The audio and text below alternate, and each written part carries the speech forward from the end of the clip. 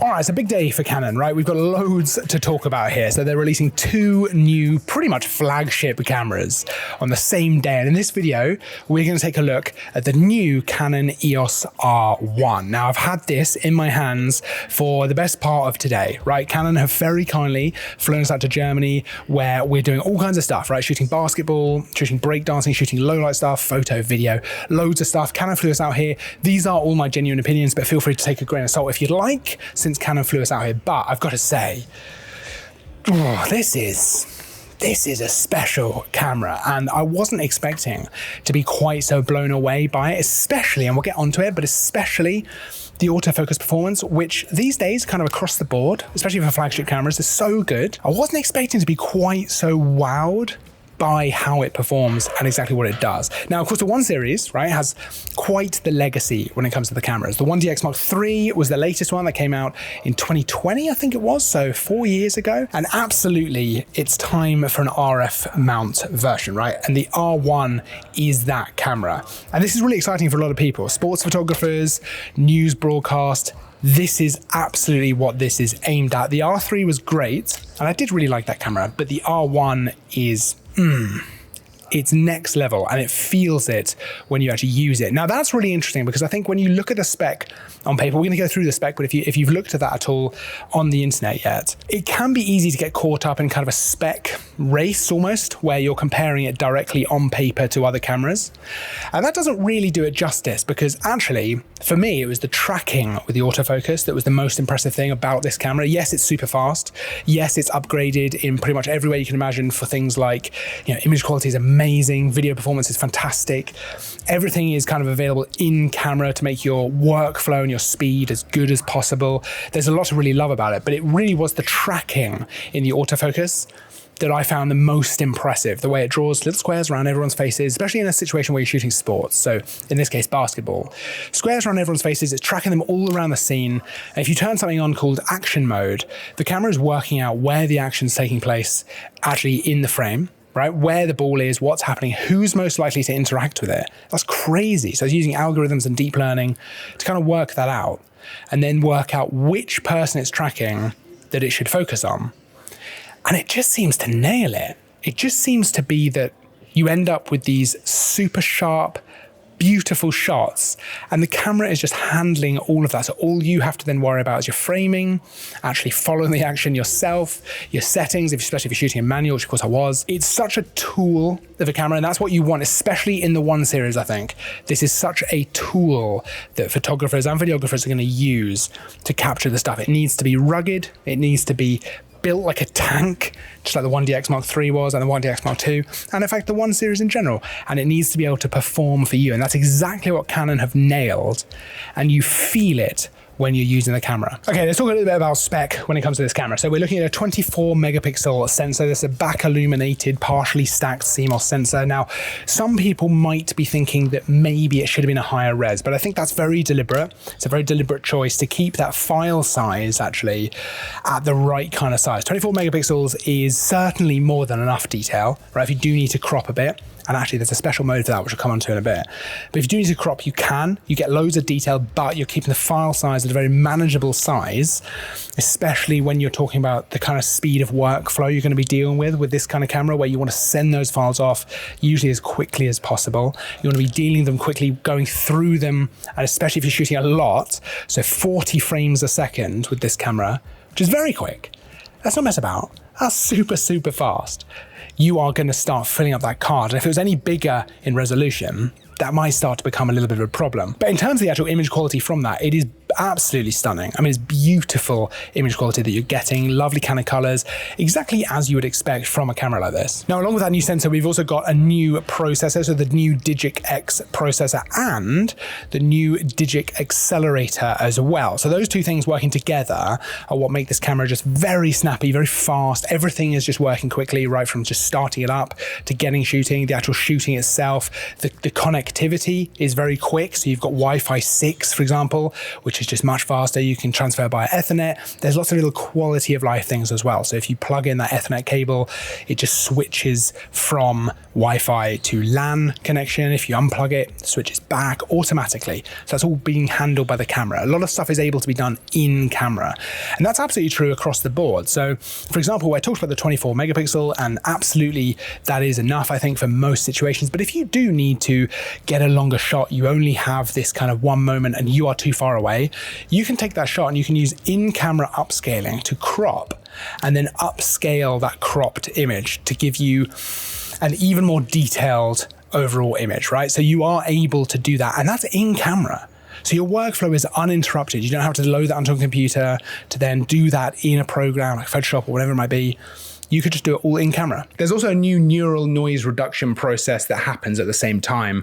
So you're getting this very clean, nicely detailed image, which is a great way to overcome that problem, because otherwise you could maybe go back to your computer, crop in, use some processing to actually upscale that image, but you've now had to wait till you're back at the computer. It just slows everything down. So being able to do all of this in camera, love to see that on a camera like this, love to see that. I also mentioned the 40 frames a second, which is super quick and super useful, especially in a sports situation or a news situation as well. And of course, wildlife, it would be useful for that as well. But you can vary that shooting speed, 40 frames a second being the fastest you can shoot, but being able to vary that really to whatever you want allows you a huge amount of flexibility in the way that you want to shoot, depending on what you're trying to capture, right? If you really need that speed, you can bump it all the way up.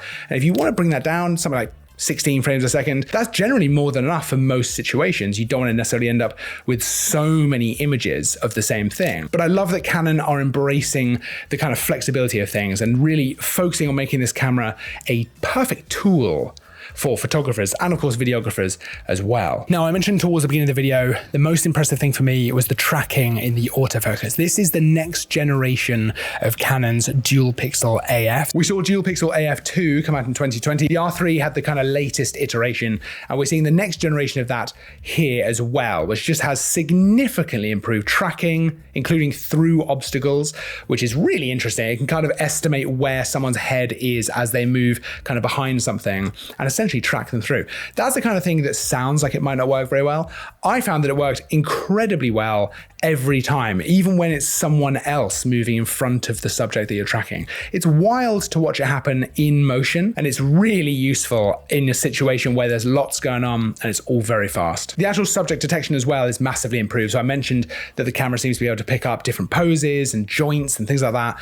And that's all based on new deep learning algorithms the camera's using to just nail it every time. And it really is a situation where I'm not missing focus at all, ever, which means that I really am just thinking about the framing. I'm not thinking about the focus at all because the camera is handling all of it. Now, you also have something called action priority mode, which is especially useful if you're shooting sports. All you have to do for action priority mode is tell the camera which sport is being played. Now, at the moment, it's 3 sports, right? So you've got football, basketball, and hockey. And as far as I know, it has to be a sport with a spherical ball, right? And the idea is that you've got lots of people in the frame, so the camera is actually able to pick out who to focus on. So tennis, for example, doesn't really matter because you've just got either one person, or maybe you're doing a wide shot with both people, but you're not thinking about kind of, right, who's most likely to interact with the ball. It's much more obvious. Whereas in a group setting where you've got maybe, could be 8, 9, 10 people in frame or more, right?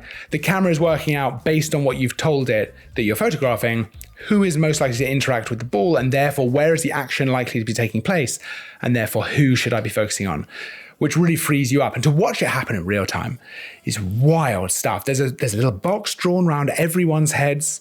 It's tracking everyone, and it's just working it out. And I've got to say, this is not something that is a bit of a gimmick. It really is spectacular in motion. And I think that sports photographers are going to love that part of it. And it means that basically every shot is nailed. You don't get missed focus or focused on the wrong person. And it just frees you up to focus, no pun intended, on the framing on the situation, on tracking actually what's going on and making sure you're nailing the shot, because the camera is handling everything else for you, which is invaluable when you're talking about situations like this. And, half a second delay could make or break it. And actually on that note as well, with a half-second delay, you now have pre-capture in camera. So if you have that turned on, you have that shutter half held down, which is generally how I'll be shooting, right? So actually half held down, focusing, and then I'll start firing away. Actually, you can capture 20 images just on a rolling buffer with the shutter half held down, which I think for sports photographers, again, is going to be so good, because it means that by the time you actually go to capture the moment,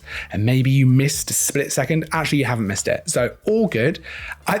I think there's so much thought has been put into what sports photographers want. I'm guessing Canon have consulted with various photographers about what they would want in a camera like this, but it feels like they have just gone through the list and just nailed it. All of them in there, which is so good. Now, that's not even to mention things like image stabilization, 8.5 stops, which, while not mind-blowing, is great. And it means that handheld shooting, handheld video, all totally doable. If you need to be on the move, you don't necessarily have to have a monopod or a tripod with you. You can just kind of keep going. It makes you much more mobile. And same with video. This is very much a hybrid camera, much like the 1DX Mark III, 1DX Mark II. This is an extremely capable video camera. So for example, you've got 6K up to 60p, and that can be shot in RAW. You can shoot 422 10-bit. You've got loads of different ways you can shoot. 4K up to 120 frames a second. So if you want that nice slow motion in 4K, that's in there. 4K 60p, that's oversampled from 6K as well. You've got super slow motion there, 240 frames a second in either 2K or Full HD. So lots of options for how to shoot, lots of codecs available as well. 422 10-bit, RAW video. There's loads of things you can do. And something which I love, not something that would really affect me, but something which is useful for this kind of camera, is the fact that you've got News ML G2 video metadata support in camera, which, like I say, doesn't really affect me, but it's standardized for news broadcast. You've got other things in there as well. So for example, the ability to shoot video and stills simultaneously. So video to one card, stills to another at the same time. And while I think it's admirable for Canon to add in some of this tech, I can't actually picture a situation where I would want to do that, because the kind of settings I'm going to set for video are realistically going to be really different to the kind of settings I would set for shooting stills, and I can't see that there's a massive benefit in doing that over taking a screen grab out of the video. So, whatever, that's fine. It's interesting that it's in there. I can't imagine using it that often, but perhaps there'll be a use case I've not yet thought of. And actually, if you have one, let me know in the comments, because that'd be really interesting. Now, in terms of the actual body of this camera, if you've ever shot with a one camera before, so the 1DX Mark III, 1DX Mark II, you're going to be right at home here. It feels very similar, albeit, at least to me, it felt a little bit lighter in the hands, which is really nice. But lovely big grip. You've got that same kind of battery down the bottom. Everything is kind of where you'd expect. Flip out screen, which I personally really like. I know some people don't like that as much. I like it. And a significantly improved EVF on the camera as well. So the resolution is now up from 5 up to 9.44 million dots. It looks great. If you're using the EVF to shoot, it is so lovely. It's also 3 times brighter, which I think for a camera like this is ideal, because you're gonna get people who shoot with both eyes open, right? One to keep an eye on what's going on, one through the EVF, which means you're not getting that weird imbalance in brightness where the world is nice and bright and the EVF is not.